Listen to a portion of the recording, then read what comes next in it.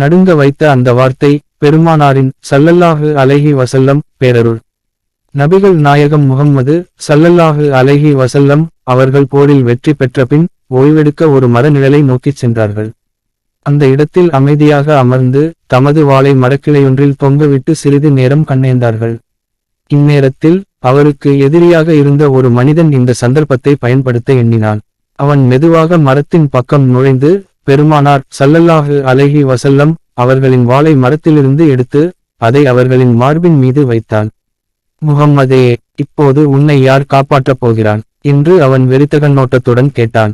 மிக அமைதியாக எந்த அச்சமுமின்றி நபிகள் நாயகம் ஸல்லல்லாஹு அலைஹி வஸல்லம் அவர்கள் அல்லாஹ் என்று பதிலளித்தார்கள்.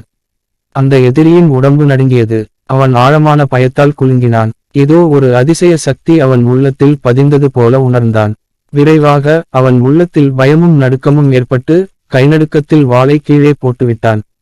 இப்போது நபிகள் நாயகம் ஸல்லல்லாஹு அலைஹி வஸல்லம் அவர்கள் வாளை கையில் எடுத்துக்கொண்டு இப்போது உன்னை யார் காப்பாற்றப் போகிறான் என்று கேட்டார்கள்.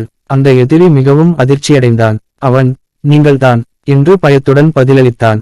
ஆனால் நபிகள் நாயகம் ஸல்லல்லாஹு அலைஹி வஸல்லம் அவர்கள் அமைதியாக உன்னையும் என்னையும் காப்பாற்றக் கூடியவன் அல்லாஹ் தான் என்று கூறி அந்த எதிரியை மன்னித்து அனுப்பிவிட்டார்கள்.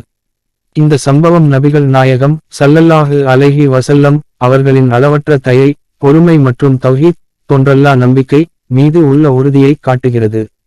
Even in the face of danger, he ஸல்லல்லாஹு அலைஹி வஸல்லம் demonstrated trust in Allah, which transformed even an enemy's heart.